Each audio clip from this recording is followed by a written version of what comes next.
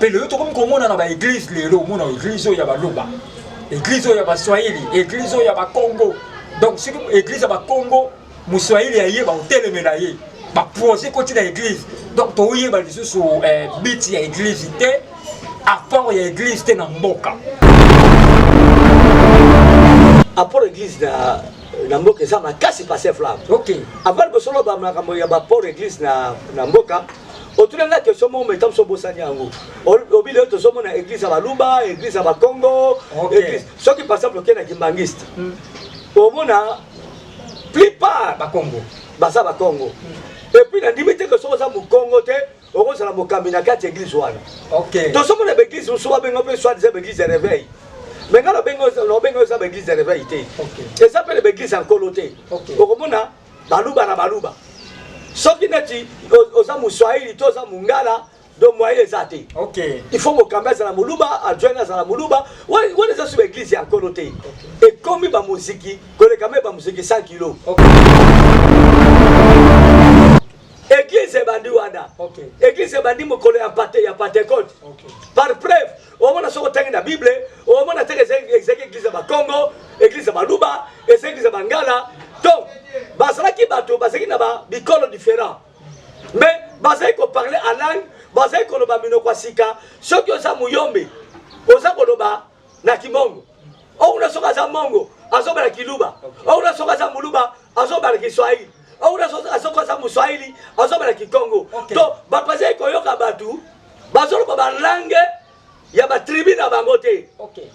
C'était le Saint-Esprit. C'était le Saint-Esprit. Okay. Donc on a dit Evangelia Église. Bateau va continuer à 4 églises. Aux églises bâtiments. Okay. Ce sont des hommes mis à part. Très bien.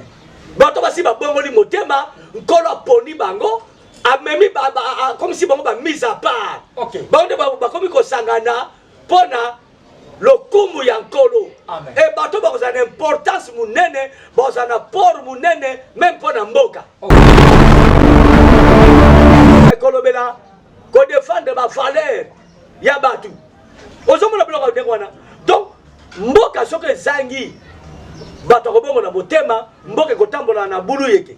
Yango apport église, ya liboso, et comme ma batu bandimela Yesu, bato ba bongo na mitema. Sauf que tu motema ko boma mutute. OK. Ako yiba te, ako zo mwasa mutute, ako sala motema ya keto pour na passer flamme de Samson malamu te, na ko inaka batute, na ko poisonnaka batute. OK. Apport église za ona, ya ko mema batutu la bonne repentance, muto zonga mutu. OK. Azonga na vrai sans abomoto.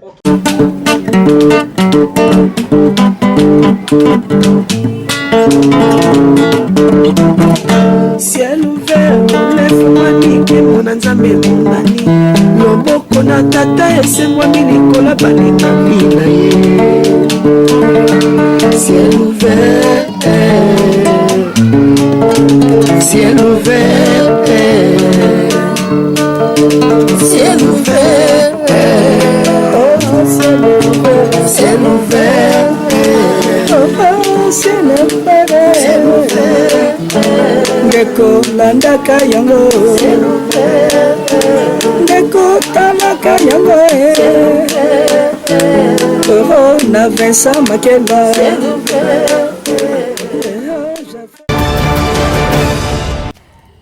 Voilà, to pesi bino mbote mingi bandeko nyonso bozolanda biso libota ya nzambe nyonso oyo bozali na République démocratique du Congo pe na 4 coins ya monde. Nzambe ya Abraham, Isaac et Jacob apambola bino. C'est votre émission au Bino Bolinga Kamingi.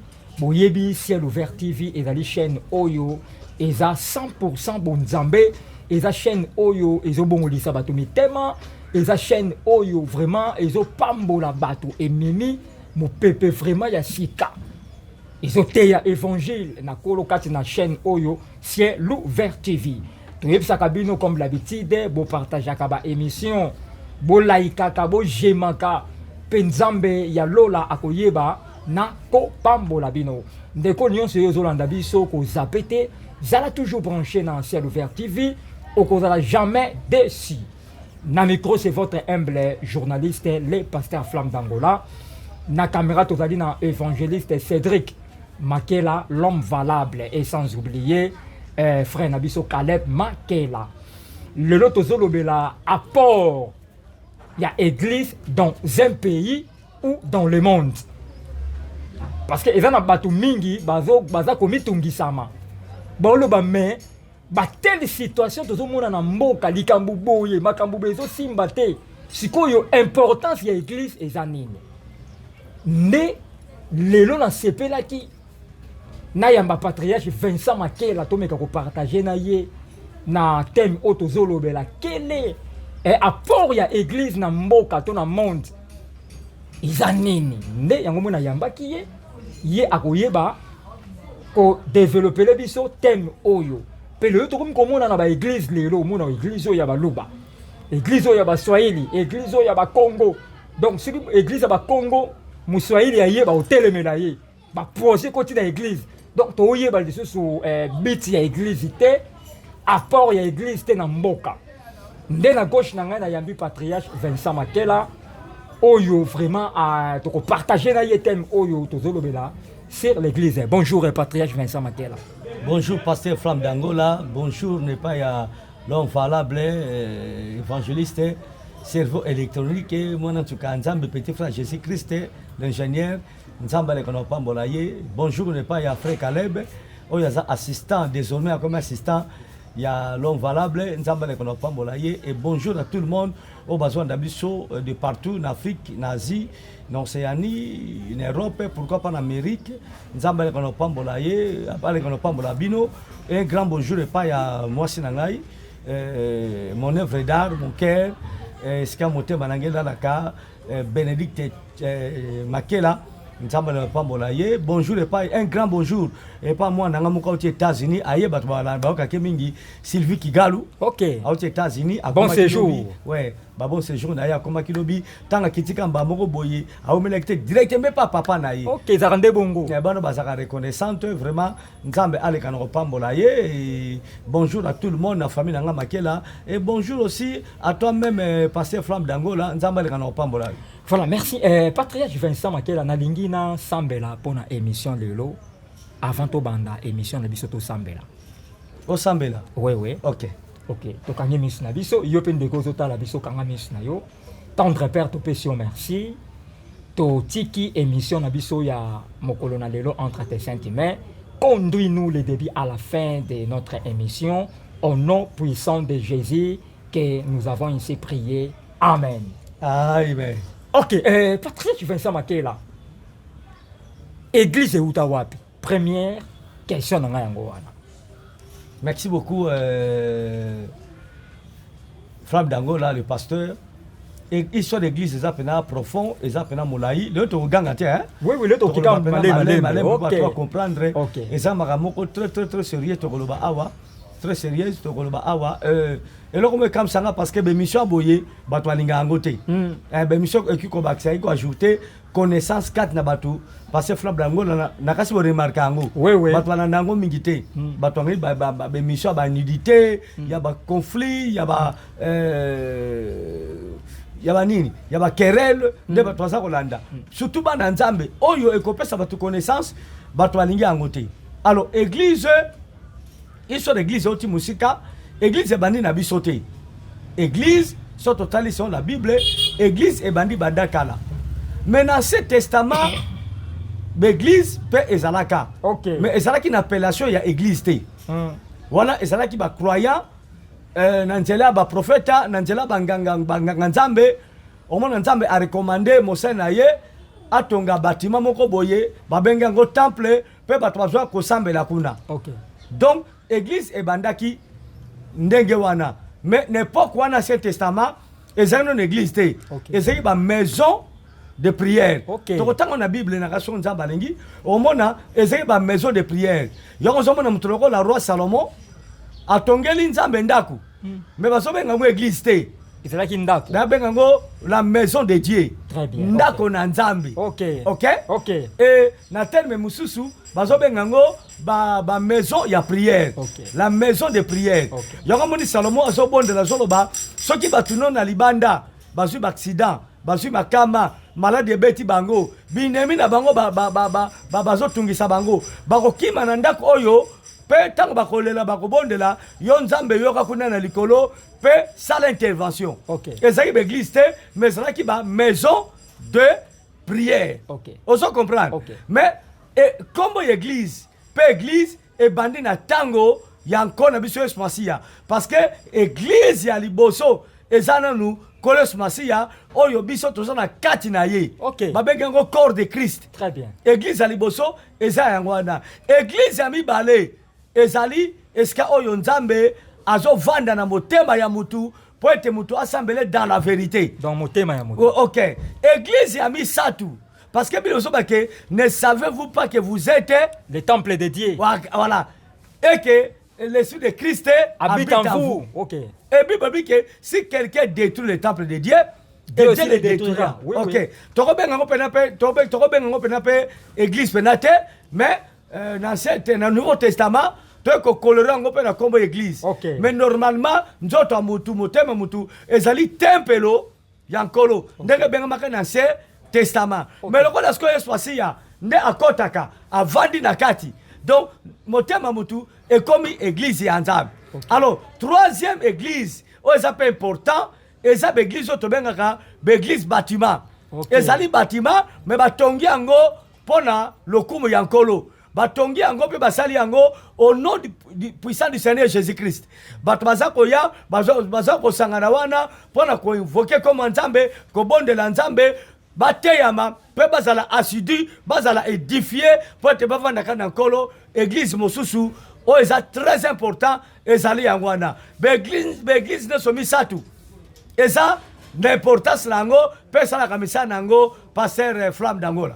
Voilà, merci, on est là qui est patriarche Vincent Makela Tolobaki qui est Zouakaye. Zouakaye na bik obanda okoma. Zouakaye na bik obanda okoma. Voilà, patriarche Vincent Makela Ozolo va vraiment très bien, Ozolo va vraiment très bien.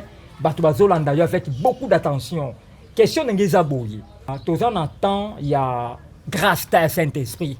Au molimo mosantu azo sala. Na lobi sikoyo mais apport il y a église dans un pays isanine. Parce que Flamme très bien joué. Apport église na mboka ça m'a cassé passer Flamme. Avant le bosolo ba ya ba port église na mboka. Otunanga que somo metam so bosani yango. Obile to somo na église à Baluba, église à Bakongo, église. Ce qui par exemple qui na Kimbangiste. Au mona plupart Bakongo. Basa Bakongo. Et puis na ndimite que so za mu Congo te, oko sala mo kambina kati église wana. To somo na église usuba bengo pe soit des églises de réveil. Mais quand on a une église de réveil, et ça s'appelle l'église en coloté. Okomona baluba na baluba. Ce qui n'est aux amus swahili, aux amus ngala, de moyen zate. Il faut mokambeza na muluba, adjoina za la muluba. On est sur l'église en coloté. Et comme il y a musique, qu'on est quand même musique 100 kilos. Alors, il y a une église, et ça sur un port, il y a ma casse dans mbokate. Parce que l'église c'est comme le rôle il y a ma tribu, et comme le rôle il y a ma ethnie. Et comme le rôle a un groupuscule, on se comprend, et comme le rôle a une langue, alors, pendant le balikambo pour l'église, l'église ya Namboka, na église de Bandakina, selon la Bible. Église, trop bon baki ezali kolo swasi a yemoko. Amen. Yemoko azali église. Mais yeso akamata ki pouvoir wana, mpifo wana, apesa kongo pa ya bato yo bandimelaki. Bakita na ye. Bato wana pe ba mema apport moko na tina église. Ole que église ezalaka ka ye moko. Ezaka corps na ye. Mais à généraliser yango. On se comprend. Yo pe cause à l'église, on appelle apport na yo, on kuna pe à cause à l'église, on appelle apport na ye, on kuna pe donc ngai na yo soki to sangani to komi pe ba église. Liboso ya nkolo. Yango mona ki otanga Bible kama oza musali ya Nzambe, o mona ki Jésus a recommandé ki be ko na ye, tango ye akufi asekwi, bakanga ba ke na chambre haute. Bakanga makuna, ba bondela Nzambe pe bazwa nkitela nde bandeko catholique balobaka ya molimo mosantu. Église ebandi wana. Église ebandi mokolo ya Pentecôte. Par preuve, o mona soko tangi na Bible, o mona teke église ba Congo, église ba Luba, église ba Ngala. Donc, bazalaki bato bazaki na ba bikolo différent. Mais bazaki ko parler en langue bazali koloba minoko ya sika soki oza muyombe oza koloba na kimongo ouna soki aza mongo azobala kiluba ouna soki aza muluba azobala kiswahili ouna soki aza muswahili azobala kikongo to bato bazali koyoka batu bazoloba balange ya batribu na bango te. C'était le Saint-Esprit. C'était le Saint-Esprit. Donc voilà zaki ebandeli ya église. Pe ya église bâtiment. O batomi baloba ke église bâtiment eza na tina moko te. Non. Ba ekoli basangana ki l'église bâtiment. Pe bazui molimo mosantu ba respecter maloba ya Nzambe pe molimo mosantu bandi ko tambwisa bango. Voilà ebandeli ya église. Ezalaki yango wana. Esuki wana te. Tango bato babi molimo mosantu nde bato babimba bandi ko kende ko teya bato mususu. Nzambe abandi ko bakisa bato, abandi ko bakisa bato bazondima, abandi ko bakisa bato bazondima, yango nde ekomaki église primitive. Nakaso ebi kombo wana. Église ya Yambo. Église ya Yambo. Église primitive. Nazo église primitive fo ya Rabinda te. Ya Rabinda te ya pasteur azala basebele. Wana ngo te. Wana za fo église. Mais combo wana tika ngobya longola. Mais za fo église. Fo ba longola combo wana. Message ke. Église etambu samaka na milimo mabe na milimo ya yekobo ya fidélité. Or Bible lobi ke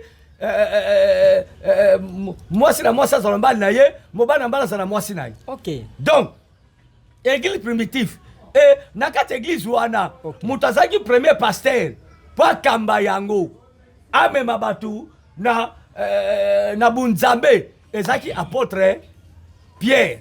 Parce que apôtre Pierre, le visionnaire, oui, yende mutu nzambe apesaki ye vision ya ko bâtir église. Donc yo tanga na Bible, donc tanga na Bible, nakasi la pesako ba verset wana, otanga chapitre Matthieu chapitre 16 nakanisi sur la bonne sanité. Matthieu chapitre 16 verset 18 à 19. OK. Natangi na kombo na Yesu Kristo. Alléluia. Batuma bazo avec vos commun. Natangi na Matthieu 16. Oui, 18 à 19. Je lis au nom du Seigneur Jésus-Christ. Alléluia. Et moi je te déclare, tu es Pierre. Et sur cette pierre, j'édifierai mon église. Ozoka, na version de Babi, j'édifierai. Mais si koyo, na version à lui second, je bâtirai mon église. Donc tu es Pierre. Na version sur Babi, et sur ce roc, je bâtirai mon église. On m'a dit que l'église est bandit. Na pas verset. Bado bolim sangai pour la moi lango yo, moi konsikosio zali bolim sangai. Ozo m'a dit que l'église est bandit. Donc Pierre a joué pouvoir ya kotonga église ecclesia yankolo. Ezek église ya kaka ya molimo te. Ezek église penza ya tribité, ya ba tribité. Te. Passer flamme. Église ya ba mongo, église ya ba luba. Te. Ezek église yankolo. Et na kati église yankolo wana okomona minoko nyonso ezali. Amen. Batu nyonso bazali. Pe bolingo. Bikolo nyonso ezali. Bolingo ezali. Bomoko ezali. Na kati église wana ba poison ezate. Bata masumu bazate. Omozoka, j'édifierai mon église. Tanga zoba mon église eza batu. Bato bazo sangana nesiko batongi wana. Nesiko basali pendant le coup nkolo. Bangonde bazo constituer église. Donc, malgré tout ça bâtiment, mais bazo bengango la maison de Dieu, bazo bengango église yankolo. Et s'il te quitta. Je continue. La Bible continue. Alléluia. Contre laquelle la mort elle-même ne pourra rien. Pour l'église wana, kufa, tomi pepe mabe, et koki kolonga yangote. Amen. Cela veut dire passer flamme. Bato ba continue à quatre églises, aux églises bâtiments. Ce sont des hommes mis à part. Très bien. Bato ba si ba bongoli motema, nkolo poni bango, amemi comme si bango ba mis à part. Bango ba komi ko sangana pona le kumu yankolo. Amen. Et bato ba une importance munene, ba un apport munene même pour mboka. Et s'il était OK. Verset 19. Je te donnerai les clés du royaume des cieux. Tout ce que tu excluras sur la terre auront été exclus aux cieux de Dieu. Et tout ce que tu accueilleras sur la terre auront été accueillis aux yeux de Dieu. Yoka pouvoir oyo basali ya nzambe bazana yango. Ok. Yoko mosala nzambe akozala tentete. Ok. Akozala aventurier te. So on a aventuré tika Bible. Oui, aiko on appelle ma politique toka bangode poyi. Ce ne sont pas des serviteurs de Dieu. Ok. Kolo aibisi Pierre na pensi yo fongola. Oyo ko kangana na se fongola na munase. Et fongola na likolo. Pen ba ko fongola na royaume de cieux. Ok. Oyo ko kangana se. Na likolo ba kangela bo konza likolo. Donc musali nzambe ndeko za wana passer flamme. Oko kangela mutu ekuka okota lola. Ok. Oyo be ko fongola mutu ekuka okota lola. C'est biblique. Parce que na yonde oyo nzamba poni pona koteya bato oko édifier batu. Ok. Oko fongola bato bukuke ya lola. Ok. Mais tala ba pasteur a lelo. Tala ba sala nzamba lelo. Apport na bango zatala mona mboka parce que puissance wana ko kanga pe ko fongola bazala ngo sute. Ok.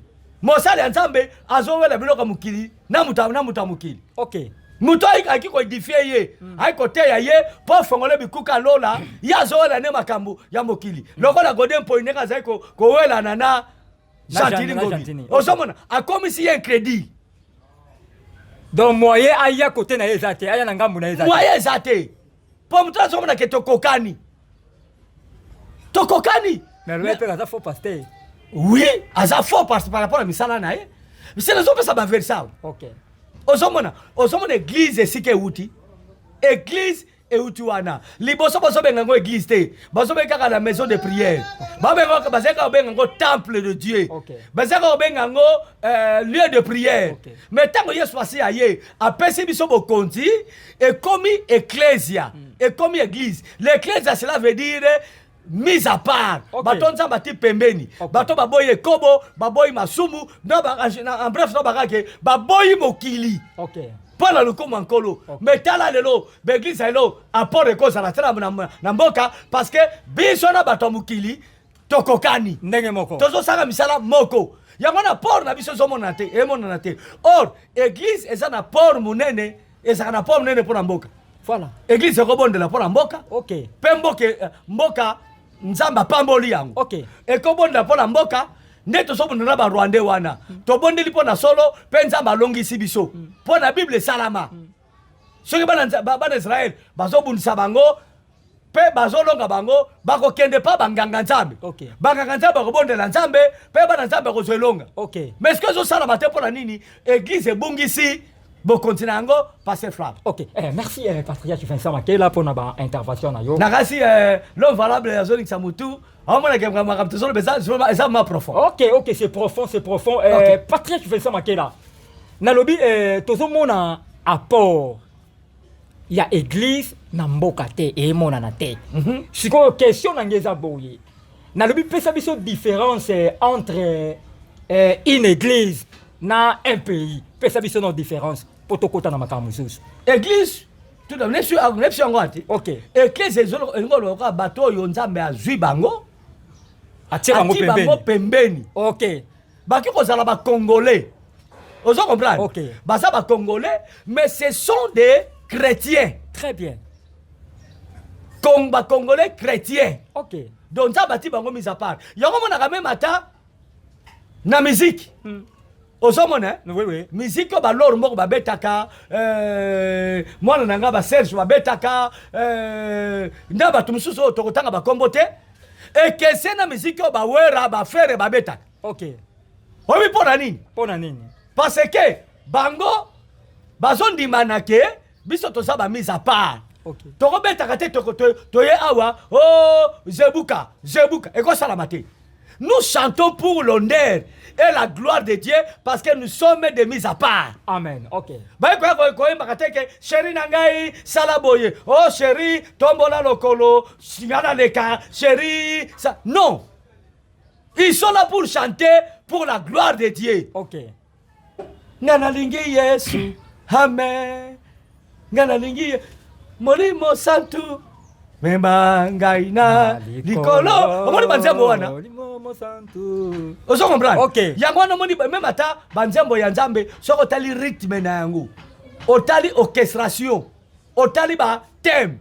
otali baparole nango ezolasaki te ezolasaki oyo eza banzembo ya nzambe mais ya lelo nde esasio eloko te parce que ekomi mawa nde kolobi okasa wenge okanisa shockstar okasa extra musika voilà ndenge moko bazwi mpe batalaku baboka na bato yeswe ozomona donc différente na orchestre ya fere ozomona orke biso toza ma mise à part lolenge na biso kosalela esengeli ekesana na mukili to na bato mosusu ya mboka ozo comprendre alors toza bacongolais église efoza na port na mboka parce que oyo biso église tozomona oyo tozoyoka oyo nzambe aza koinspire biso bato ya mboka na ngai to bato ya mokili bazomona yango te bazoyoka yango te mpe baza inspire lokola biso te biso tozalaka na avance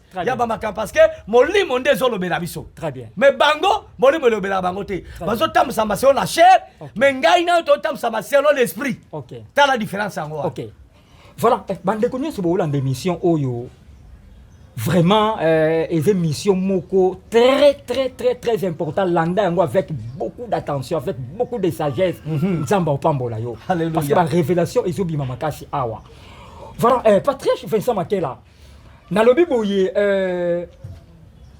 importance alors importance ya église dans un pays eza nini très bien joué importance ya église na mboka tout d'abord église ekomema batu na repentance wana ya liboso na kodevelope yango très bien oyebi eloko ebomaka mboka mpo na nini soki bato baza inconscient aza congolais mais azotrahir congo na ndenge ebele kotrahir congo ezalaka teke oteka baplan mboka epa barwandais te moto azoyiba mbongo ekolo azotrahir mboka sans le savoir mbongo bakofuta 100 personnes ye azwi yango ye moko mpo asakana yango apesaka bamakangu na ye azotrahir mboka moto aza kokidnape bato na mboka na ye azotrahir mboka mpo oki koboma moto oyo ake kosala ake komema kobakisa implice na mboka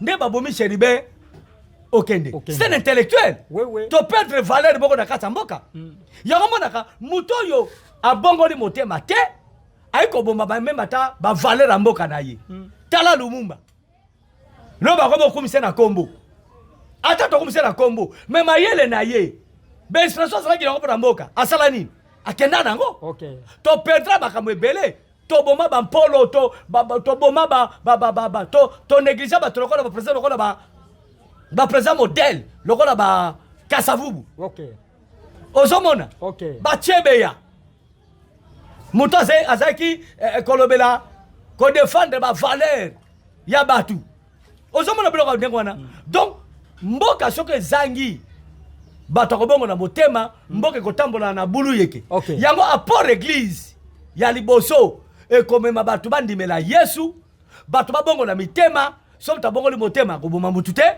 akoyiba te akozwa mwasi ya mutu te akozala motema ya keto mpo na passe flamme nde osamsono malamu te nakoyinaka bato te nakopoisonaka bato te apport église eza wana ya komema bato tolo bona repentance moto azonga mutu azonga na vrai sens ya bomoto alo mabe ekolongwa na mboka eloko mibale église ekoinfluence mboka na bavaleur spirituelle ozomona bato wana bakozala makasi parce que c'est le spirituel qui conduit le physique très bien soki bato baza makasi spirituellement physiquement bakozala makasi soki bazolonga spirituellement physiquement mpe bakolonga mpo na kolonga mboka wana lokola eklese ya nkolo ezali bato avaleur ya bolimo baza wana ekozala mwa pasi voilà apport église eza yango wana mpo na mboka voilà lentement et sûrement je crois bandeko nyonso oyo botindaki message bozwi réponse epai ya patriarche Vincent Makela Patrice Vincent Makela est-ce que ozana kondima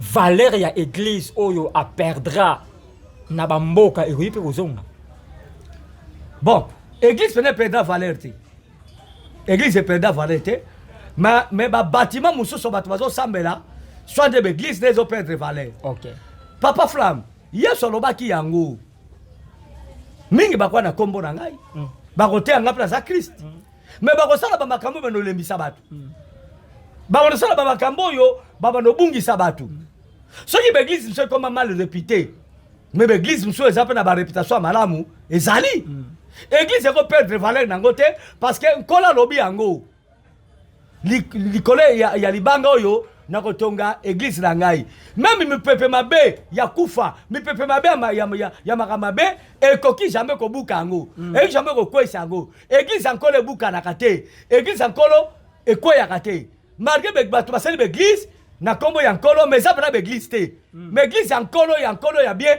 ezali oyo baza koprene bavaleur na nzambe bazali lokola na temps ya église primitive totanga yango nao na mokanda ya acte des apôtres chapitre 2 44 à 47 44 à 47 okay. Acte 2 44 à 47 baéglise aboti lelo mpe ezali toke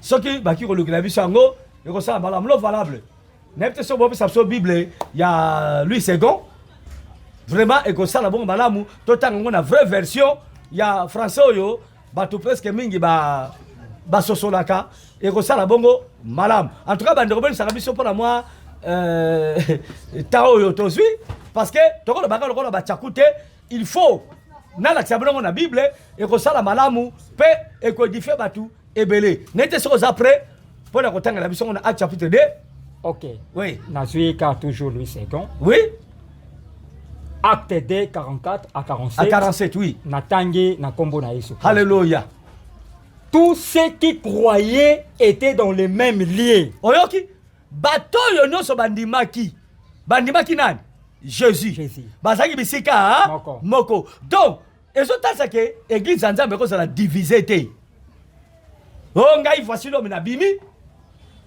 nakepeko na change kombo te église ya nzambe esala makambo wana te bato bandimeleki nkolo nkolo asangisaka bango amen ati bango misika moko mise à part bango wana toke ok je continue la Bible continue et ils avaient tout en commun bazalaki na biloko nyonso tu esika moko yabi ke église ya nzambe eza koencourager division te oyo église ya baluba oyo église ya bakongo oyo eza biso baéglise te ekomi bamuziki na bango batika kombo ya Jésus bible bino mokanda apocalypse nayeba esika bovandi na temple ya satana mais bosimbi kaka kombo na ngai mais est-ce que bovandi ezali lieu pe ezali temple ya mini mabe eza temple ya satana ou eza ba temple ya satana toke passer flamme verset 45 alléluia ils vendaient leurs propriétés et leurs biens bazalaki meme koteka biloko na bango motuya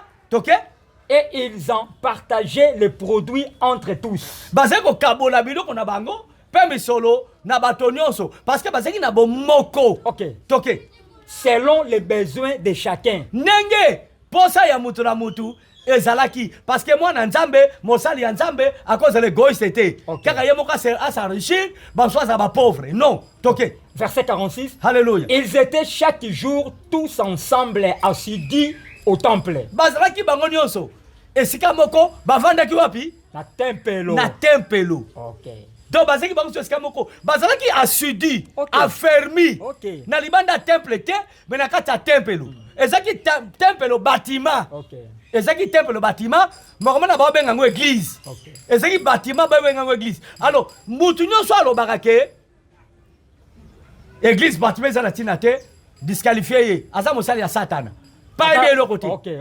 ayebi eloko te bazaki esika moko bakanga esika moko ezalaki na ndako te mais na bible ebi na temple bazaki asidu na temple mutu bateyaki na temple azalaka asidu na temple ainfoka koma nkolo na temple toke sili te bino éclairci biso ils rompaient les pains dans les maisons et prenaient leur nourriture avec joie et simplicité de cœur. Est-ce que osote te na sote te verset 46 toke verset 47, louant Dieu et trouvant grâce auprès de tous les peuples. Baze ko kumisa nzambe sika wana, pengolu ya nzambe na mboka wana qu'est-ce que apport église ezali? OK. Na mboka na bazwa ki grâce pa ya nzambe pe bato bazoko reconnaître bango ke baza bato malamu bosambela nzambe ya solo na peuple mboka so bango bazalaki toke papa likamo mutu eza wana. Et le Seigneur ajoutait chaque jour à l'église ceux qui étaient sauvés. Hein? Balobi nini? Le Seigneur? Je reprends. Et le Seigneur ajoutait chaque jour oui, à l'église ceux qui étaient sauvés. qu'est-ce que l'église est? OK. Nkolo azali kobakisa wapi? Na église. Na église, oh bato bazobika. bato bazobika. Oh babenga ngo temple. Église primitive.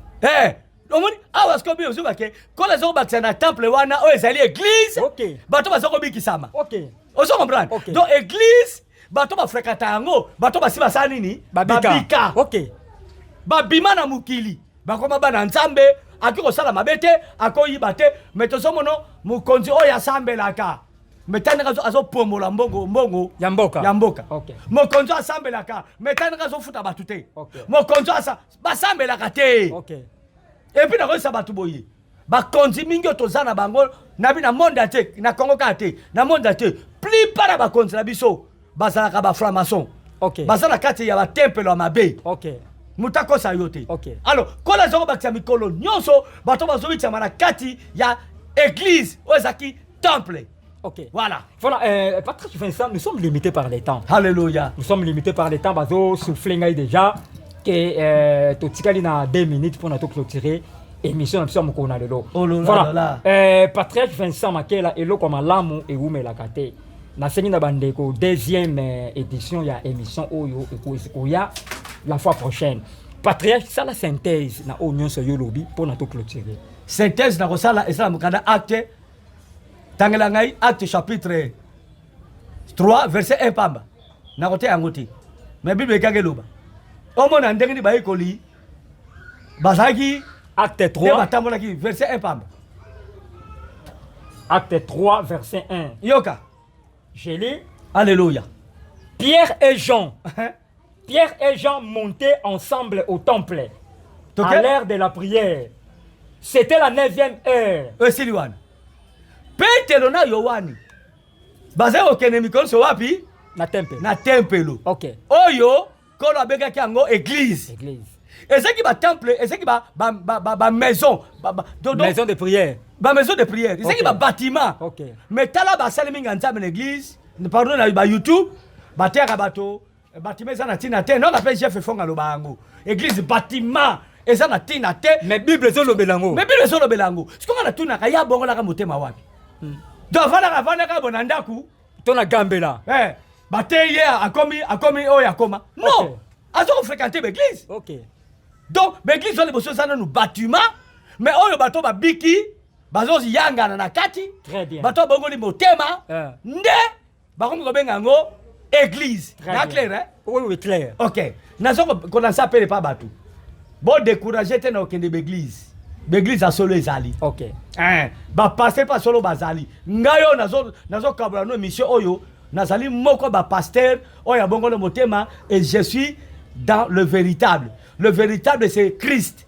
Christ à nous c'est l'expérience de la gloire. OK. Nazali gravement converti. Naza mosali ya nzamba pito pas l'été, ya pata punyate mais nazali assidu na vanda kati na bunzambe. Nzamba benga tout d'abord na bongo la motema avant na koma mosali nayi. Okay. Na pesi mbote mingi et pas bana nga nyonso batu balandaka. Igeti mau. Nzamba pa monoland grand prêtre Mangobu. Prêtre ba ya ba comédien. Comédien nzamba pambola yo Coco Ping Pong. Mon fils Gabriel Yamba nzamba pambola yo tozaki na mama awa dimanche. Mama Mila Mokambi. Mama pe ben na pesi mbote mingi. Nzamba pambola Sœur Virginie, pasteur Eddy, Evans Eddy, oyoki exhortation. Ouais, ça exhortation, bah toi ça la connaissance. Très bien. Nzamba pambola yo évangéliste, na maman Nancy, maman Mati, nzamba pambola yo papa Nissé, nzamba pambola bo partager exhortation et ça la malome mission oyo, pourquoi pas nzambe pe apambola mwana ngai na poto Liévin. Frère Liévin nzamba pambola mama Gigi. Sel Mimi Thomas Douda, nzamba pambola yo na papa Yava, nzamba pambola bino, pourquoi pas pambola Moyuma Gracia, apambola Jobo Bolibanda docteur apambola mwana nga frère Cédric baza ana Kinshasa ba aux États-Unis na Sylvie Kigalu ba bon séjour na bango na ebite so na bosa nani nzamba pambola mwana na ngai Esther Mabengi le diamant noir nzamba pambola bango Brigitte Pangi nzamba pambola yo nzamba pambola sœur Laetitia Mayala nzamba oyoki omoko exhortation nzamba pambola yo tobosani te sœur Mariam na Belgique na Bruxelles okay nzamba le kana pambole sala motema malamu okay motema malamu nzamba pambola nzamba pambola ye nazo lancer appel pa batonio soyo baki osomba biso caméra trépied micro tindela biso kozala malamu LED tindela biso ekozala malamu mingi caméra oyo ezala mona na place ko tia micro soko sali biso vraiment eloko oyo nzamba kozanga te kopambola yo mbote na bino nyonso que le Seigneur vous bénisse mbote mingi pe passer Balbine azaki convalescent ba bonne guérison na yo nzamba le kana opambola bino na kombo na Yesu.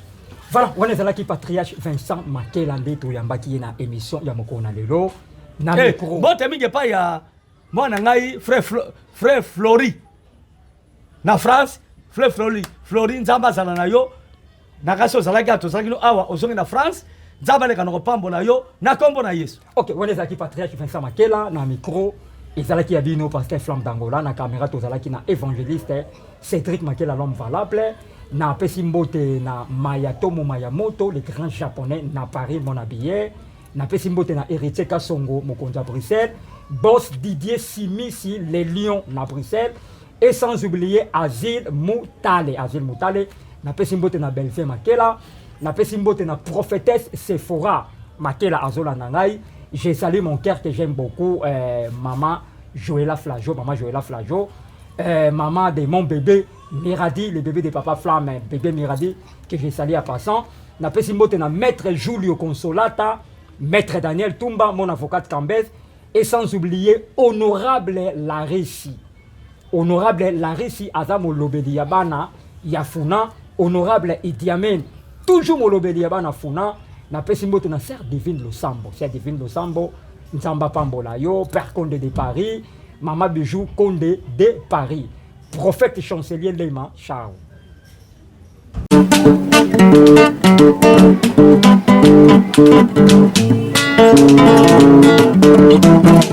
Ciel ouvert, lève-moi nique mon anzambe mongani loboko na tata esemwa milikola balinga mina ye.